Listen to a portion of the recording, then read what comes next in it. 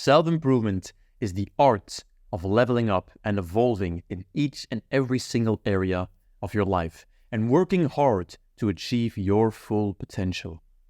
This is the exact same thing Dragon Ball is all about, and that is why it is beloved by so many.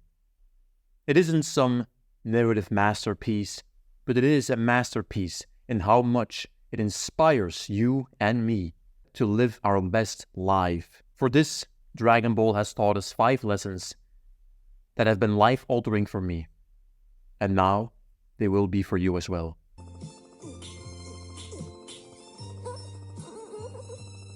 Oh, so you are a girl. I really wasn't sure at first. You jerk. If you just think back to the way Dragon Ball originally started, the original OG Dragon Ball, how did it start? The way I remember it, the way it started, is by Goku meeting Bulma. This being the catalyst to the adventure that we all know and love. If it weren't for Bulma, that friend that Goku met, Dragon Ball as a whole would have never happened. Dragon Ball throughout the entire series lays a big emphasis on friends and family. Especially throughout the OG Dragon Ball, it is showcased numerous times how Goku just meets friends along the way and has fun with them. He does fun activities with them. Just look at people like Bulma, Yamcha, Krillin, the activities he does with them. Goku is always doing fun stuff with friends. He's always having some adventure with them. And besides that, Dragon Ball shows us the importance of friends in order to reach your potential. You might think that you're a lone wolf, that you can do everything alone. You're perfectly fine on your own, right? The thing is, you are not. You need friends, you need men around you to push you to your best self. Just look at Goku. Throughout the series, Goku has had multiple rivals. Krillin, Tien, Vegeta. All of these people he met throughout his journey, and all of them pushed him to his fullest potential. He trained with Krillin at Master Roshi's. He met Tien and battled him in the World Tournament. And then there was also Piccolo. He defeated the original Piccolo, and then Piccolo Jr. arose, and he had to train in order to defeat him, and then they became sort of rivals. The best showcase of a rivalship, in my opinion, is still Goku and Krillin. Because at the end of the day, they were 2 friends that were competing with each other. That is what pushes you. And you need the exact same thing in your life. I genuinely believe that at some point it is very important for you that you have these masculine men around you that push you to your best self. Living with them. Because if you live with them and you live with your rival that you're competing with and you're competing with each other, how can you sit still? How can you sit in your couch and watch a movie or TV show for hours on end without doing anything? You can't. Because you have that rival with you. Additional to, of course, the importance of friends, Dragon Ball shows the importance and the need for family. For starters, Goku has a lovely wife, Chi-Chi. Now, people may argue that Chi-Chi is annoying, that Chi-Chi isn't that good of a wife, but those people are fucking idiots because they don't see the real qualities of Chi-Chi that matter in a relationship. Chi-Chi is feminine, she is caring, she is loving, and she is feminine. Yes, she is strict, but that's a good thing, because that's a part of her caring. And most importantly, she is loyal. She is extremely loyal. Goku died for 7 years, and Chi-Chi stayed loyal. Chi-Chi, in all honesty, if we're being honest, is in most aspects, if not all aspects, a dream wife. Because, let's be honest here, once you get a girlfriend, it's not gonna be easy. She's gonna get frustrated as well. She's gonna get annoyed as well. Are you gonna call her annoying at that point too? No, because that's just how women act. That's how feminine women act. I think we should all strive for a wife like Chi-Chi, like a wife that Goku has. We might want to treat her more properly, but just look at a few scenes in Dragon Ball Z of how Goku interacts with Chi-Chi. There is a scene where he is cured from his heart disease. There's a scene where he goes off to train with Gohan. These are really beautiful scenes that showcase how, despite everything, Chi-Chi at the end of the day just loves her husband and her children and cares for them. Speaking of children, Goku has a lovely relationship with his children. Now, he might have been absent for a lot of years, but he still has a wonderful relationship with them. A relationship that we should all strive for. Goku doesn't see his children as just children. He sees them almost as his students. He sees them as his friends. He trains with them. He plays with them. He goes on adventures with them. He takes them to his friends at Master Roshi's house. He treats his children like his friends and his students. I think that is a dynamic that we should all aim for. One of my favorite scenes, I love all the eating scenes in Dragon Ball, but one of my favorite scenes is just a scene where Gohan and Goku come out of the time chamber in their Super Saiyan form, and they sit down and eat. And Gohan, because he stayed with Goku so long in a time chamber, picked up Goku's eating habits. That was such a simple but lovely scene that showcased how important a father figure can be, how important this role is, and how influential it can be to your child. We should all strive to have that good of an influence, where we teach our children the importance of eating, training, healthiness, masculinity. That's what we should be. We should be these role models. We should have this master-student dynamic with our children, and that is exactly what Goku has. Outside of his wife and children, Goku also has a great relationship with the rest of his family. And the same applies to us. Besides just our wife and children, we should aim to embrace our family. We should aim to protect our family and friends, just like Goku does. Because what was the reason that Goku turned Super Saiyan 1? It was because Krillin, spoiler alert, died in front of his eyes. He turned Super Saiyan 1 out of anger for losing his friend. That's what took him over the edge. This ties in with another value that we get from Dragon Ball. It's still in the family and friends section, but we should care, truly care for our friends. Another beautiful scene at the dinner table once again. Goku loves eating. It is eminent throughout the entire series that Goku loves eating. But at a certain instance, Goku didn't eat. Krillin had to do some errands. So the rest of the group, Bulma, Yamcha, Goku, Oolong, Puer, and Master Roshi all went off to eat. And they were all waiting at the dinner table. And all of them decided, he's not coming, it's taking too long, his fault, we're all starving. Except one person, Goku. Goku refused to eat and he said, I'm not hungry.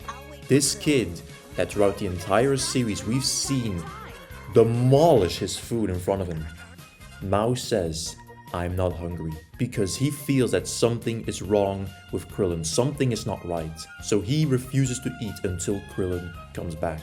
We should strive to be just as caring for our true friends as Goku.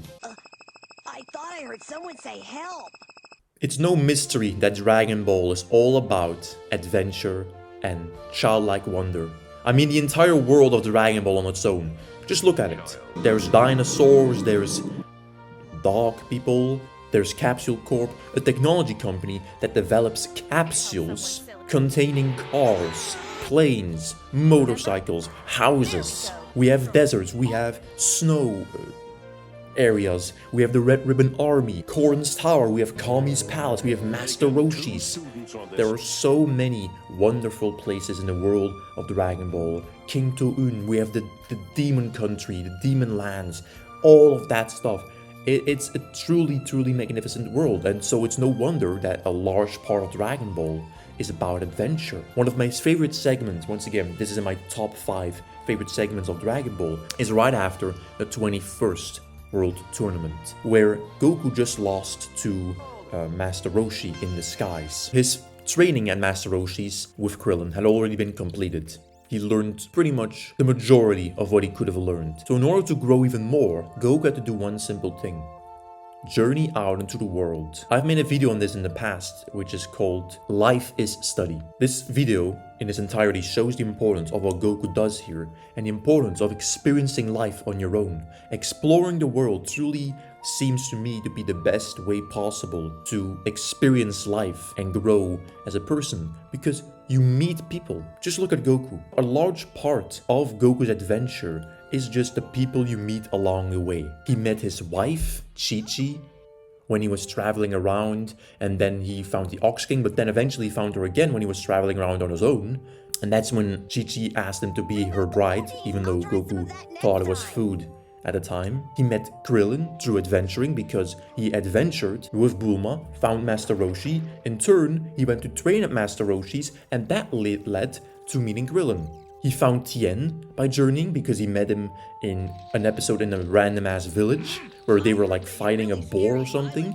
That's where he met Tien originally. He met Yajirobe by traveling around and he was fucking hungry, but he saw a fish in the distance and he just ate it up. And then Yajirobe came and we're like, what the fuck happened to my fish? Goku meets all these amazing people, these lifelong friends, by journeying. All these stories, all these adventures, all these experiences. We must strive to do the same. And this adventure reminds me of something I just did on my own a few days ago. I am in the season of my life where training is my absolute focus at the moment. But I'm not just training for muscle. I'll get into that later, but we shouldn't just strive to train for muscle. So one of the things I'm also training for is knuckles, because I'm doing Muay Thai and other defensive sports, and for that I need big knuckles. So what I'm doing is Iron Fist training. For Iron Fist training, you need a box of sand, or, to train the knuckles and like do chops like this.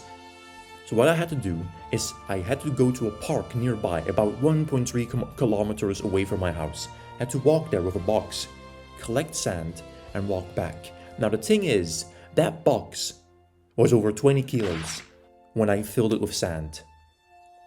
And I had to walk back home for 1.3 kilometers with a box over 20 kilograms. Those 1.3 kilometers felt more like 5 kilometers. But that reminded me, at a certain point, of a little other journey or training method that Goku went through in Dragon Ball. If you think back to the original Dragon Ball, Master Roshi's training, what was one of the training methods that they had to do every morning? They had to deliver milk. They had to hop around and carry a box of milk. And that's what I suddenly thought of, I was carrying this box of sand, walking around. And it's on this tiny little journey, this tiny little experience, that I, for the first time, realized how little people care. Because, I'm gonna be honest, I couldn't carry this box in one go. Too fucking heavy, okay? I'm not that well trained yet, I'm not that strong yet. I had to put it down about every 150 meters. And at a certain point, because I was running with it, my legs became so tired, I just decided to sit down next to the box. Now people went by, and I heard people say something like, oh, he stole sand.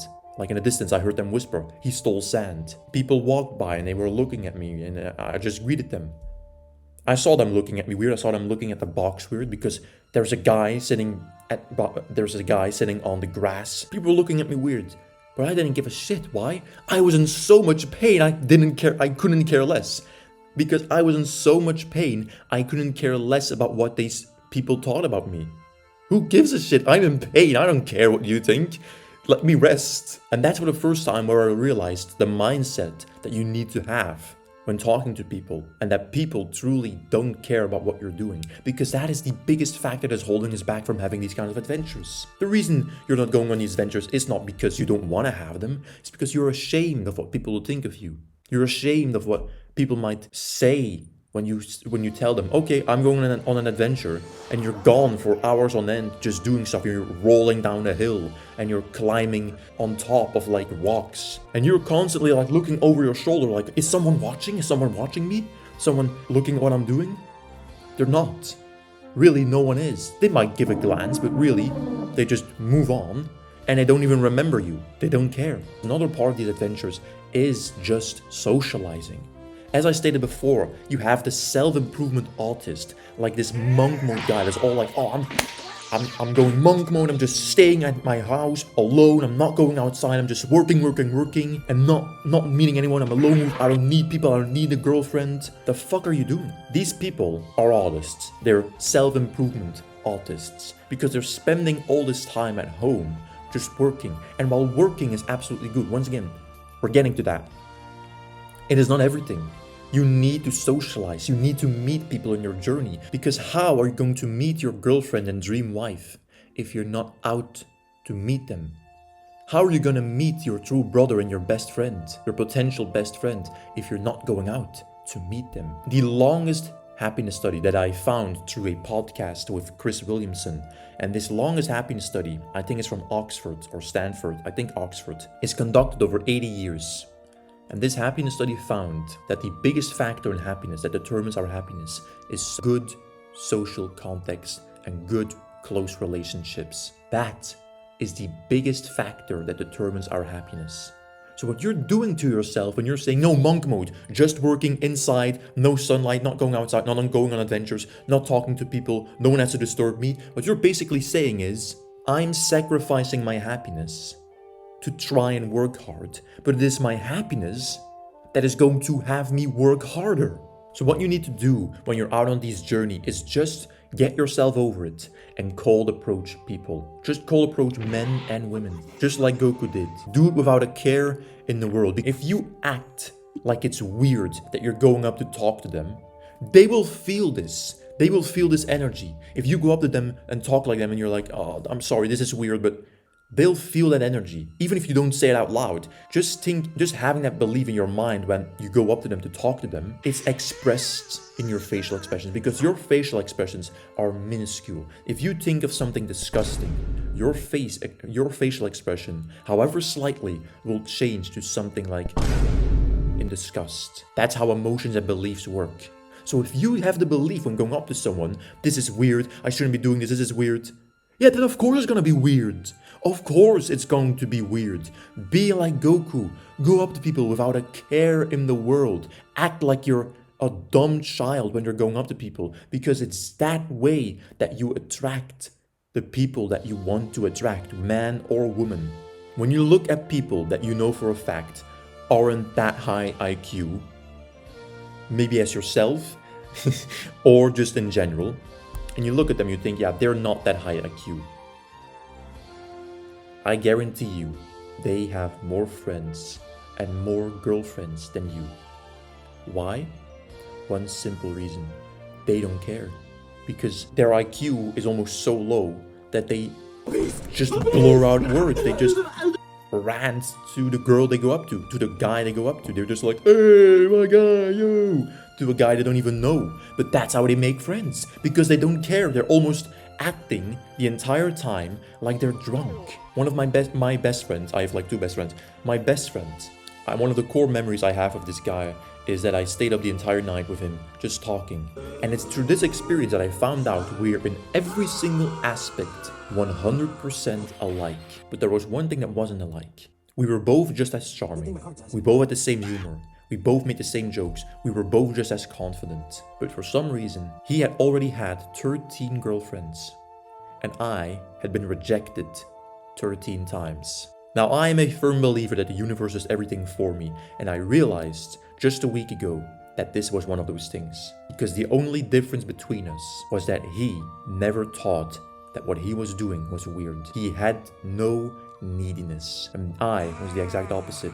Whenever I went up to talk to a girl, I had a neediness, and they could sense that neediness, that need for validation, that need for a girlfriend, that need for attention. They could sense it. Because every time I talked to a girl normally, they'd always say one thing: Jens, I really like you. And just because of that one word, my mind spiraled into, oh my god, that must mean they like me, that means they love me. And then, because of that spiraling, I acted differently around them, because now I acted needy. I acted like I needed a girlfriend. I needed the validation. I needed the attention. And that just threw them off. That's how much just your belief around talking to people changes the entirety of a relationship you can have with them. Only way to become a social butterfly is by going out, talking to people, and don't go talk to them with the belief that it's weird. Talk to them as if you're Goku. Talk to them as if you're Lucifer Morningstar, as if you're Asta. Like these pretty much knuckleheads that don't have any beliefs or any clouding beliefs in their mind. Almost be like an empty-headed buffoon when you're going up to talk to someone. I know this has been a big section, but the last thing I'll say from adventure and childlike wonder, or the play well, is that you need to die with zero regrets. Goku is all about enjoying the moment. But this is not an excuse for slacking off, because remember the turtle hermit way. It's a large part of this video. Goku enjoying the moment is not equals to him slacking off. We know that for a fact, but he can enjoy the moment. So when you're on your adventure, you don't have to constantly be doing something. You don't have to be constantly talking to someone. Enjoy the moment. Go lay down on the grass. Go sit down on the grass. Go sit under a tree and read a book. Enjoy the moment, enjoy the sunlight, enjoy the outside world, because that's the thing. You might think, oh, but our world isn't as beautiful as Dragon Ball's world. Dragon Ball's world is so beautiful, it's so mysterious, and what do we have? Our world is just as beautiful and mystical as the world of Dragon Ball, but in its own way, in a different way. Yeah, Dragon Ball may have dinosaurs, dog people, capsules. Our world, if you just look for the tiny little detours, is just as wonderful as Dragon Ball's world. But it's just that Goku took those detours and you haven't. That's why Dragon Ball seems like such a beautiful world. So you need to enjoy life and die with zero regrets, because your last breath could be today. I know that's a cliche to say, but yeah, right, my last breath is today, right, yeah, I'll just be breathing tomorrow, bro. I know it sounds like a cliche, but it really could be. Your last breath could be today. Ask yourself the question, are you satisfied? There's two versions of enjoying life. There is the version of the Chad, Alpha, like Asta, Goku, and people we look up to. They enjoy life by going outside, working hard, studying well, playing well, having family and friends, socializing, but still training and working their ass off. Because that's what they can be proud of. That's enjoying life to them. What is enjoying life to Seke? Seke is kind of like, we have Asta from Black Clover, who's the Chad, and Seke, who's the ultimate degenerate.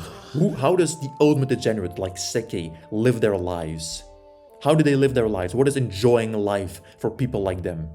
Sitting on the couch, binging a TV show, binging a TV series, on their own.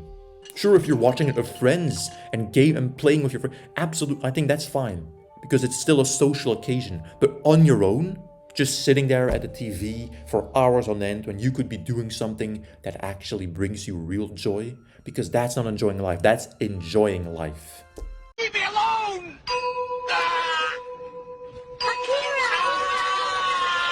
Work hard or move well. This is the essence of self-improvement for me.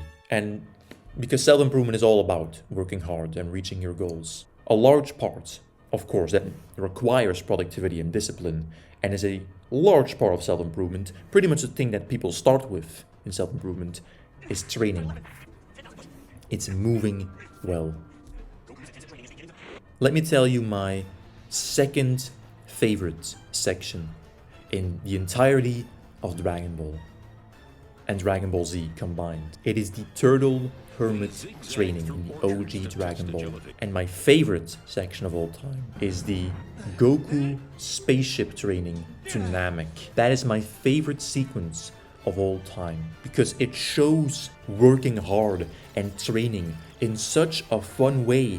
But it doesn't try to cover it. It doesn't try to conceal it. In fact, we see how much Goku is in pain, both at Hermit's place and the spaceship training. We see the amount of pain Goku is in. We see the limit he's pushing himself to. But it's the fact that he keeps pushing either way. It's so satisfying to see him pushing in this gravity, eating a senzu bean, taking a shower, eating his food from the giant fridge, just enjoying the food, going to bed, waking up, and doing it all over again. But now he's more adapted to the gravity, and that he does for 6 days, non-stop training. It is amazing to see. It is absolutely amazing to see. It is so motivational, and it is the essence of what productivity and working hard means to me. Because we see Goku, we see him move his core and his body, and that is what you need to do as well. You need to move your core and your body. Most people train just for the muscle. They go to the gym and they're standing there and they're doing this and they're doing that and they're moving their legs and they're sitting down on a machine and just like doing the curls. Where is the movement? Now fine, if you're doing things outside of that, outside of the gym, that does require movement, great, absolutely great. But most people, a lot of people, go to the gym 6 times a week, 3 times a week, and they only go to the gym. And they only do just that. They're sitting on the bench and they're doing this. They're laying down and they're doing that movement.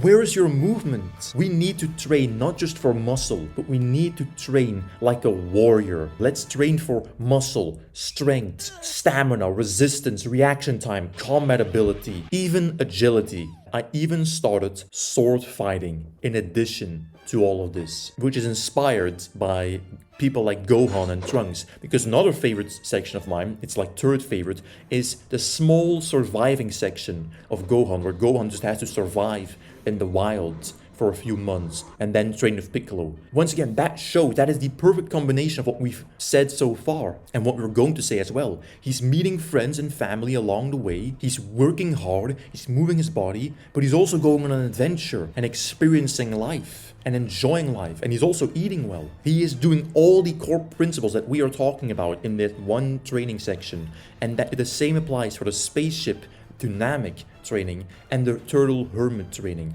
All the core values that we are talking about in this video are applied in all the training camps and sections that we see. And that's what makes them so great.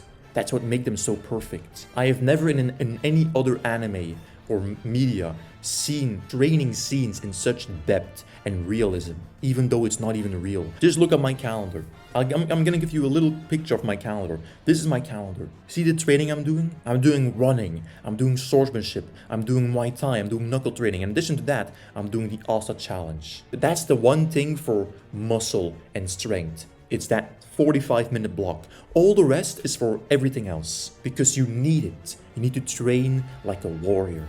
An incredibly important thing when it comes to working hard is purpose. You need to have a mission, a goal to work towards, because it's only through this form, it's only by having that mission, that purpose that you want to work towards, that you're going to work. Because a lot of people struggle waking up. A lot of people are struggling with depression, with, just lazing around.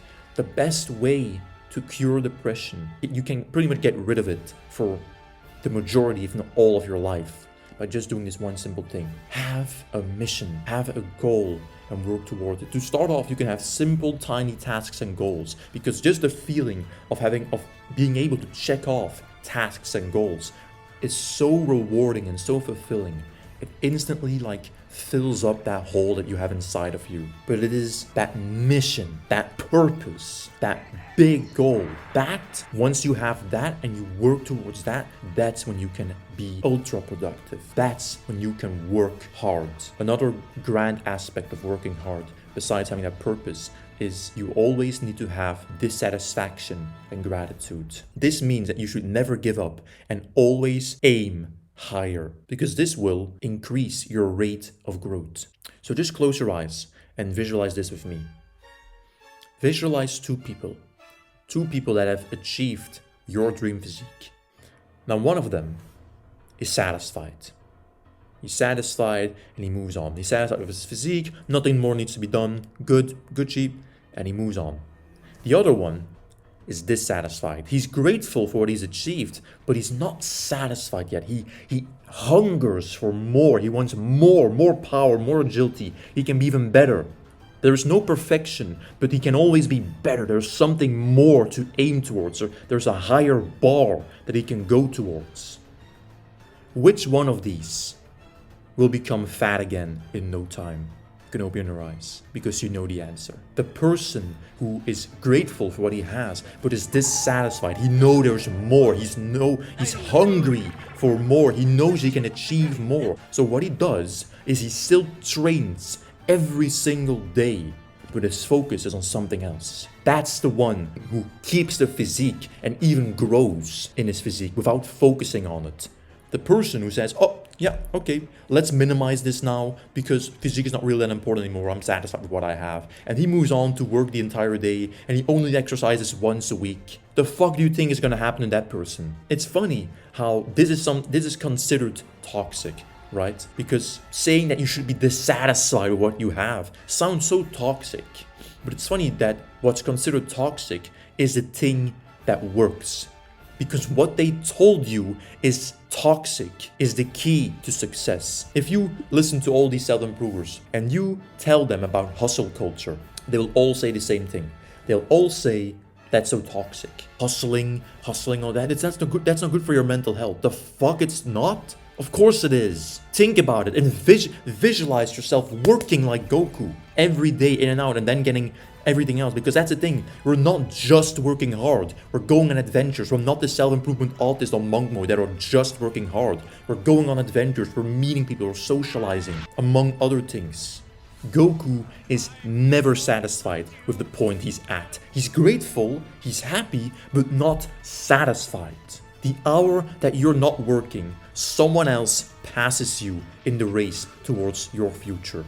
It's a hard race. Aim for your full potential. Aim higher always.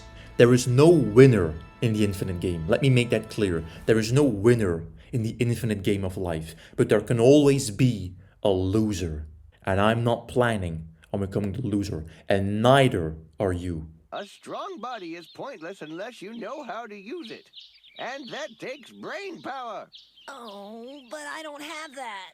In addition to working hard, we must also study well. A strong mind goes over a strong body. But there is a correlation, because a strong body improves your self-image, improves your confidence, and thus improves your happiness. Your happiness probably improves your overall habits, and your habits might be like learning and reading. So you've made yourself a strong self-image, confidence, all that, meaning you have a strong mind. So while there is a correlation, and the same way, the other way around as well, strong mind correlates with having a strong body. When you have a strong mind, a stronger body goes up as well. So while there is a correlation, a strong mind still goes above a strong body. Embrace humility, not humbleness, humility. Because humility is where you acknowledge the achievements you have, but admit you don't know everything and can still learn and do more, achieve more. Humbleness is downplaying what you've achieved, your accomplishments, for no reason other than to seem like you're a down-to-earth person. You are a lifelong student. There are always more areas to improve in and learn things about. Once again, this goes back to the infinite game. There is never a point in which the game is finished. The infinite game goes on until the end of your lifespan. There's always more to learn, to do, to train, to work for. Meaning you should learn something every day. This is through books, courses, podcasts, skills. What are skills you want to learn? I myself, I want to improve my drawing because my dream is because I have an entire story in my mind, and I'm telling you right now, I'm not joking around. This story is a 9 to 10 out of 10. This is a story I've been developing for over 4 years now, and now I can finally say that the storyline in its entirety is completed in my mind. Now I need to draw it. So I want to improve my skill of drawing. I want to become a better artist. I also want to learn the piano in the future because I think piano is truly a beautiful instrument, and also it's the perfect instrument for raising up the ladies, if we're being honest here. So these are skills I want to improve. I want to improve my cooking because I actually do love cooking. You have a skill to improve, but then there's one last thing. You also learn through the adventures because you're socializing and meeting people. You can meet the wise elder. This is like a journey to develop your self-image. And meeting with these people, hanging out with these people at the dinner table, who knows who you can meet? The people you can possibly meet on these journeys the chance is way higher than if you're just staying at home. And for me, this idea clarifies the importance of the self-image. As I said before, if you think what you're doing is weird, you'll act weird. You'll have that facial expression. So now, develop the self-image for yourself where you're just not uneasy. You're like Lucifer Morningstar. You're like Asta. Imagine someone like Asta. I'm just gonna like a gif of Asta. Just look at that. Just look at Asta, right? Someone like that, or someone like Lucifer Morningstar, coming up to your doorbell, standing there, and asking you if they could come eat with you and stay overnight because they had a long journey. Just by having that personality that is like charming, happy, joyous, calm, and funny, you made them feel good. And it's like you come in and you're like, oh yeah, and you're traveling and you're telling them about your experience in travels, and you're like introducing you to the family. Hey, this is Jens. He was traveling to Netherlands and Belgium. Oh, hi Jens. Hi. And you're like handshaking everyone. That's how you develop and solidify the self-image. Because there's a quote, fake it till you make it. The people only focus on the fake it part. The make it part is the most important part. because you fake this personality, the self-image of yourself, but then you make it because you do the actions that align with this self-image, and in weeks, months, you are the self-image. You just are the self-image. Now you've made it. I sure was hungry. He just ate 57 full-course meals. Really? I lost track around 40. Can I have another bowl, please? The last value we will get into is eat and sleep plenty. Diet and nutrition in our lives is extremely important. The gut microbiome pretty much changes our mood. Depending on what you eat, your entire mood and brain functionality can change. That is how important the diet is. What you eat is very, very important for your mental and physical health. Goku knows this clearly, because look at what he eats. Besides the rice, everything he eats is optimal. A lot of meat, a lot of vegetables, a lot of fruit, nuts, honey, all that. If you're struggling knowing what to eat, I have just in the description below as a link the Ancient Diet PDF, which is just a PDF I made for myself, and that is based on everything the ancient Spartans and Romans used to eat. This is everything you need to know. So just click on the link below, find a PDF, and just like it's a Notion. If you don't have a Notion account yet, I really recommend you do. If you have a Notion account, just duplicate that page and you have this entire PDF. In this PDF as well is my entire meal plan of like 3,900 calories around there. So a meal plan of 3,900 calories should be in that PDF as well. So you not only have every ingredient you can eat, but also an entire meal plan of what you can eat to have amazing gut microbiome, eat delicious fucking food, enjoy it to its maximum potential, and have a lot of calories, and great for protein, vitamins, all of that. Important, not only what we eat, is that we eat enough. Goku, once again, in the training of the spaceship to Namek, what he did is he didn't eat anything, trained the entire day. And then at the end of the day, he ate a giant meal. This is a concept we should all adopt, is that we have to fast throughout the entire day, work our ass off, and then in the evening, eat one giant feast. This is something all successful people seem to do. If you look at Andrew Tate, hate him or love him, Andrew Tate at the end of the day, he works the entire day, doesn't eat anything. At the end of the day, he has a table full of food. After every world tournament in Dragon Ball, they don't eat for an entire day, maybe even days straight, they're just fighting. And at the end of the world tournament, one giant feast, to the point that the entire fucking fortune they earned from the world tournament is just spent on food. We should aim to do the same. Work hard, fast, and at the end of the day, feast. Once again, look at my schedule. One block of feast right there at the bottom. In addition to what you eat and eating enough, you have to enjoy your food. Enjoy to its full extent. Eat with your fucking hands, man. Eat with your fucking hands. Just like a caveman. Look at, once again, Goku does the exact same. He eats with his hands. He eats, just tears the meat off. He enjoys his food. By combining these three elements, by eating enough, looking at what you eat, and enjoying your food to the full extent, licking your plate off, you are eating like a king. Then there's also the sleep. Next to eating, eat and sleep plenty, you have sleep. All warriors need sleep. All warriors need to rest, because it is in sleep, during sleep, that muscle and testosterone are made. This is also improved by diet. Your sleep is improved by your diet that you have. But all the things you need are improved by sleep. For me personally, sleep is the keystone, because for me everything started by changing my sleeping habits. It's by changing the time I went to sleep and woke up that I started my initial self-improvement journey. That was the one thing that I changed, and that pretty much led me to where I am today and where I'm going to tomorrow. Goku! You've got this! Fight! Win! Dance for us, monkey. Go, Dad! Obviously, this video is largely based on Master Roshi's famous words. There is a small difference, however, between how it is said in the manga and the anime. In the manga, Roshi says, move well, play well, study well, eat well, sleep well. That is a Turtle Master way. While it may hold good values, it's a rather boring version of the famous quote we should all remember.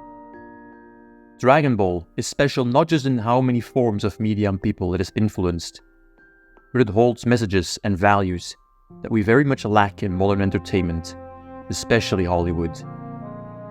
Messages of fatherhood, friendship, relationships, training, loss, masculinity, and self-improvement. Akira Toriyama not only created a story that inspired generations of anime, manga, cartoons, and even more forms of media to arise. He created a true gem, holding all the lessons you need to live an amazing life and rise to your full potential. May he rest in peace, and in the wise words of Ichiro Oda, I hope heaven is as fun as you envisioned it to be.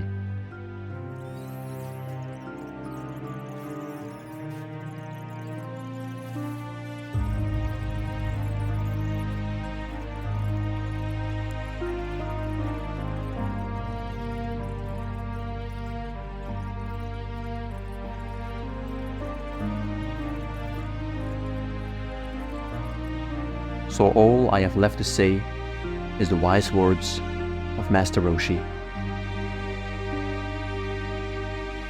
Work hard. Work as if your life depends on it. Make yourself and those around you proud and rise to the full glory you're meant to be. Have fun and train hard.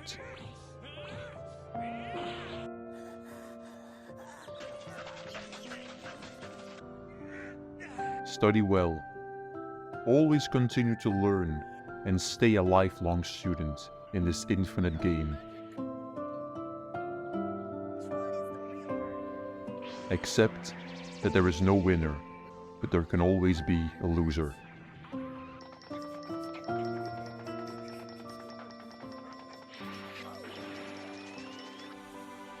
Eat and sleep plenty.